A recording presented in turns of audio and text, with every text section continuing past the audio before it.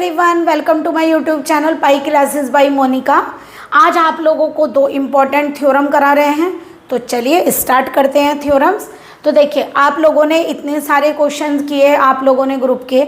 जब आप लोगों ने आइडेंटिटी फाइंड की तो क्या था, हर ग्रुप के अंदर एक अलग आइडेंटिटी थी। मतलब कहने का मतलब ऐसा तो नहीं था कि किसी एक ग्रुप के अंदर आप लोगों की दो आइडेंटिटी आई हूँ, हर ग्रुप की एक आइडेंटिटी थी। अगर 1 है तो 1 आइडेंटिटी थी, 0 है तो 0 थी, है ना। तो यानी कहने का मतलब ये हो, किसी भी ग्रुप की आइडेंटिटी एक यूनिक एलिमेंट होती है, यानी एक ही एलिमेंट आता है। ऐसा नहीं है कि दो आंसर्स आते हैं। यूनिक का मतलब है केवल एक आंसर आता है, यूनिक। ओके, तो चलिए सबसे पहले हमें क्या कहा गया, हमें प्रूफ करके दिखाना है। थ्योरम पढ़िए, क्या लिखा है, ये ऐसे भी आ जाता है, uniqueness of identity. Uniqueness of identity यानी आइडेंटिटी की यूनिकनेस को आप प्रूफ करिए। तो क्या लिखा है, the identity of a group is unique. किसी भी ग्रुप के अंदर जो आइडेंटिटी एलिमेंट होता है वो हमेशा यूनिक होता है। तो देखिए कैसे प्रूफ करेंगे। सबसे पहले अब हम एक काम करते हैं, हमें कहा गया केवल एक ही आइडेंटिटी है ग्रुप के अंदर। हम एक काम करते हैं, कंट्राडिक्शन से क्वेश्चन को करते हैं, यानी हम मानकर चलते हैं माना इस ग्रुप की दो आइडेंटिटी है। तो हम यहाँ क्या लेंगे, late G be any group and let E and E dash be the, या एक काम करिए E और E1 लिखिए, E and E1 be the two identity elements of G। सबसे पहले हमने क्या एज्यूम किया, हमने माना जी कोई ग्रुप है, उसकी दो आइडेंटिटी कंसीडर की, एक ई और एक E1। यहाँ ई और E1 इक्वल नहीं होगी, अदरवाइज ये दो काउंट नहीं होंगी। तो हमने क्या माना है, दो आइडेंटिटी है। अब ये बात हमारी गलत साबित करनी है, क्योंकि आइडेंटिटी तो हमें यूनिक प्रूफ करनी है। तो मुझे एक चीज़ बताइए, क्या जिसे आप आइडेंटिटी प्रूफ करते हैं वो ग्रुप का ही एलिमेंट होता है ना। तो जो आइडेंटिटी एलिमेंट आप लेकर चलते हैं या जो आपका प्रूफ होकर आता है वो भी कहाँ का एलिमेंट होता है, हमेशा एक ग्रुप का ही एलिमेंट होता है। तो आप लोगों ने कहा E और E1 दोनों आइडेंटिटी हैं किसकी, G की। इसका मतलब E और E1 दोनों किस में बिलोंग कर रहे होंगे, G में, यानी E और E1 दोनों एलिमेंट G के हैं। ओके, तो हम क्या करेंगे, एक टाइम में एक आइडेंटिटी, दोनों तो एक साथ यूज़ होंगी नहीं, एक टाइम में आइडेंटिटी यूज़ करेंगे। तो हम क्या करेंगे, जब E1 को आइडेंटिटी लेंगे तो E को एलिमेंट लेकर चलेंगे, और जब E को आइडेंटिटी लेंगे तो हम E1 को एलिमेंट लेकर चलेंगे। क्योंकि आप लोगों को पता है किसी भी एलिमेंट की जब उसकी आइडेंटिटी से मल्टीप्लाई करते हैं तो वही एलिमेंट आ जाता है। ठीक है, तो आप लोग यहाँ पे क्या लिखेंगे, सबसे पहले आप लोगों ने दो आइडेंटिटी मानी है। इफ़, एक बार में एक को मानकर चलते हैं, if E be the identity of G। मान लीजिए किसी समय पर E आइडेंटिटी है, तो E का, देखिए यहाँ कहीं भी ये नहीं लिखा, आप मल्टीप्लिकेशन में प्रूफ करिए। तो आप लोग कैसे लिखेंगे, E का E1 से ऑपरेशन लगाएंगे, चाहे वो प्लस हो चाहे वो मल्टीप्लाई हो। अब बताइए जरा कैसे करते हैं आप लोग। जब ये आइडेंटिटी है तो ये काहे का काम करेगा, एलिमेंट का। यानी आप यहाँ लिख भी सकते हैं दैट इज E और E1 दोनों किस में बिलोंग कर रहे हैं, नेक्स्ट लाइन में लिख दीजिए, चाहे यहाँ लिख लीजिए, E और E1 दोनों किस में बिलोंग करते हैं, E be the identity element of G। तो E का ऑपरेशन E1 से लगाएंगे। तो जरा बताइए, जब आप लोग 1 को आइडेंटिटी लेते हैं तो AO1A आता है ना। तो जब ये आइडेंटिटी है तो देखिए जो आइडेंटिटी होता है उससे दूसरे वाला आता है ना एलिमेंट। तो यानी कहने का मतलब जब ये आइडेंटिटी मानकर चले तो ये आएगा, तो ये आ जाएगा एलिमेंट। और चाहे उसे लेफ्ट पर लिखिए चाहे उसको राइट पर लिखिए, करेक्ट। अब उसके बाद लीजिए इफ़, अगर E1 आइडेंटिटी हो, if E1 be the identity element of G। यहाँ आइडेंटिटी एलिमेंट भी लिख सकते हैं, आइडेंटिटी एलिमेंट ऑफ G। जब E1 को आइडेंटिटी मानेंगे तो उस केस में आपका E काहे का काम करेगा, चाहे उसे लेफ्ट पर लिख लीजिए चाहे उसको राइट पर लिख लीजिए। ठीक है, EO E1 किसका काम करेगा बताइए, ये काम करेगा ई। क्यों? आइडेंटिटी क्या है? E1। जो आइडेंटिटी होती है उससे दूसरा वाला आता है। ठीक है, इसे लेफ्ट पर लिखिए चाहे राइट पर लिखिए। ओके, समझ आया? जब आप ई और E1 दो एलिमेंट लेंगे तो जब आप ई को आइडेंटिटी लेकर चलेंगे तो E1 as a element treat करेगा, और जब आप E1 को आइडेंटिटी लेंगे तो ई एज ए एलिमेंट ट्रीट करेगा। तो आप लोग कैसे करेंगे? अब जरा बताइए, किसी तरह हमें प्रूफ करना है ई और E1 दो नहीं एक होंगे। अब जरा एक चीज़ देखिए, ये क्या लिखा है? ई ओ E1 इक्वल टू E1, और यहाँ क्या लिखा है? ई ऑपरेशन E1 इक्वल टू ई। तो एक बार बताइए, लेफ्ट एलिमेंट सेम है तो राइट भी तो सेम होगा। तो क्या लिखेंगे? फ्रॉम इक्वेशन 1 and 2 बताइए क्या आया? ई ओ E1 किसके इक्वल है? E1 के। और ई ओ E1 किसके इक्वल है?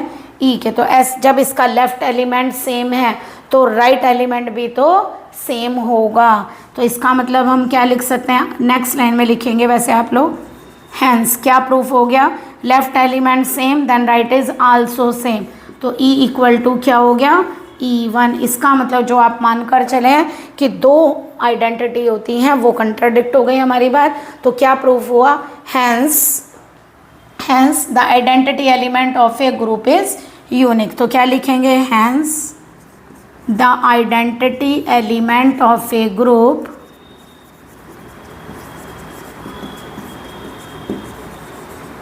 Is unique. Okay, I hope आप लोगों को क्लियर हुई होगी ये थ्योरम। ठीक है, चलिए नेक्स्ट थ्योरम करते हैं। नेक्स्ट थ्योरम में हमें क्या बोला गया? पढ़िए, the inverse of each element of a group is unique. तो आप लोग यहाँ लिख सकते हैं यूनिकनेस ऑफ इनवर्स, यानी इनवर्स की यूनिकनेस प्रूफ कर रहे हैं। तो कैसे प्रूफ करेंगे? सबसे पहले देखिए, पहले ग्रुप मानिए एक, let G be any group. अगर हमने जी को ग्रुप, ये हमें दिया नहीं है मल्टीप्लिकेटिव एडिटिव है तो हम ओ लिख कर चलेंगे। ठीक है, दिया हो मल्टीप्लिकेटिव तो डॉट लगाइए, एडिटिव दिया हो तो आप प्लस लगा सकते हैं with respect to additive.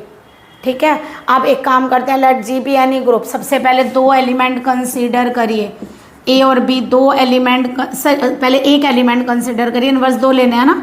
Late a belongs to G, यानी कि let a belongs to G be any element of G. मान लिया है जी का कोई एलिमेंट है। अब हमें क्या प्रूफ करना है? इनवर्स एक है, तो हम क्या मान कर चल सकते हैं? Let us consider the inverse of element a of element a is b and c. ठीक है, वेयर, जहाँ बी और सी इक्वल नहीं है। अभी हम ये लेकर चले, मतलब अभी हम इन्हें दो मानकर चले हैं। तो यानी कहने का मतलब मत लिखिए चाहे, हमने मान लिया, माना let us consider the inverse of a is b and c. ठीक है, हम मानकर चले इसके दो इनवर्स हैं, दैट इज ये रॉन्ग होगा। अब बताइए जरा, अगर ए का इन्वर्स बी है तो हमने आप लोगों को क्या सिखाया था? जो एलिमेंट का इन्वर्स होता है उन दोनों के बीच में ऑपरेशन लगाने पर हमेशा क्या आता है? आइडेंटिटी। तो क्या लिखेंगे? इफ़, पहला केस लीजिए, if b is the inverse of a. अगर बी ए का इन्वर्स है तो बताइए क्या होगा? ए का बी के साथ ऑपरेशन लगाइए, चाहे बी का ए के साथ ऑपरेशन लगाइए, हमेशा क्या आएगा? आइडेंटिटी। ठीक है, फॉर ऑल, जहाँ आइडेंटिटी किसकी होगी? जी की। और अगर आप बोलें if a is the inverse of, sorry, c is the inverse of a का ही तो ले रहे हैं ना, पहले ए का इन्वर्स बी माना, अब ए का इन्वर्स सी माना, तो क्या होगा? ए की सी से करके भी आइडेंटिटी आएगी और सी की ए से भी। For all a b e सब कहाँ बिलोंग करते हैं? जी में। ओके, चलिए अब बताइए ऐसा क्या करें कि आप लोगों का जैसे वहाँ प्रूफ हो गया होगा तो इन्हीं दोनों इक्वेशन से प्रूफ। अब बताइए जी क्या है? एक ग्रुप है। अगर ग्रुप है तो एसोसिएटिव प्रॉपर्टी प्रूफ करेगा। तो आप क्या लिखेंगे? Since G is a group, then it satisfy associative property, it satisfy associative property, यानी कि एसोसिएटिव प्रॉपर्टी को सेटिस्फाई करेगा। दैट इज, क्या लिख सकते हैं बताइए, ए ओ। अब देखिए याद रखने का तरीका समझा रहे हैं आप लोगों को। आप एलिमेंट क्या लेकर चले हैं, ए, और इनवर्स क्या लेकर चले हैं, बी और सी। तो ए एलिमेंट को आप बीच में लीजिएगा तभी आपका प्रूफ होगा। तो आप लोग ऐसे लीजिए, जैसे मान लीजिए यहाँ लिखना है आपको बी ओ ए ओ सी, बीच में आ गया ना ये। अब इसको क्या लिखेंगे, बी बदल दीजिए, बी ओ ए ओ सी। ये तो होगा ना, जब क्या होगा, ए बी सी तीनों एलिमेंट कहाँ से होंगे, जी से। अब यहाँ से किसी तरह से आप लोगों को प्रूफ करके लाना है कि बी और सी इक्वल है। अब जरा देखिए, बी ओ ए किसके इक्वल है, ई के, तो लिखे यहाँ। और वहाँ ए ओ सी देखिए ये किसके इक्वल है, ई के। तो यहाँ लिखिए from equation 1 and 2, from equation 1 and 2 बताइए बी ओ ए, यहाँ से देखिए बी ओ ए किसके इक्वल है, चाहे लिख दूँ यहाँ लीजिए, बी ओ ए इक्वल है ई के और ए ओ सी इक्वल है ई के। तो यहाँ लिखिए ई ओ सी इक्वल टू बी ओ ई। अब बताइए आइडेंटिटी का ऑपरेशन जिसके साथ लगाएंगे वही आएगा, किसी भी एलिमेंट का ऑपरेशन आइडेंटिटी से वही आएगा। तो सी इक्वल टू बी लिखिए, चाहे बी इक्वल टू सी। बताइए प्रूफ हो गया। यानी बी इक्वल टू सी माने जो दो एलिमेंट आप मानकर चले हैं वो दो नहीं होंगे, दोनों क्या हैं, इक्वल। हम तो दो मानकर चले थे, लेकिन हमारे क्वेश्चन में क्या प्रूफ हुआ कि वो दोनों इक्वल हैं। इसका मतलब क्या प्रूफ हो गया, इसका मतलब है कि जो ए एलिमेंट है उसके दो इनवर्स कभी भी नहीं होंगे। तो बी इक्वल टू सी, इसका मतलब क्या होगा, हैंस द इनवर्स ऑफ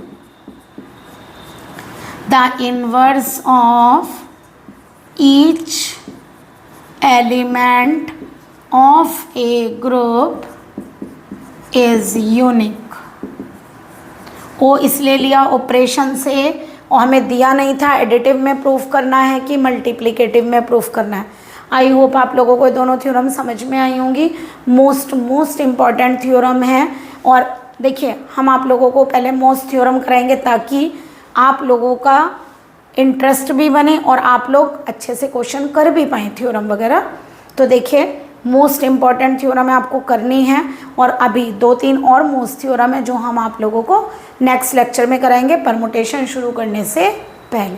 उसके बाद हम आप लोगों को परमुटेशन स्टार्ट कराएंगे। ओके, आई होप आप लोगों को हमारे लेक्चर सही लग रहे होंगे। अगर आप लोगों को हमारे लेक्चर पसंद आ रहे हैं तो प्लीज़ कमेंट में लिखिए ताकि हमें भी मोटिवेशन मिले।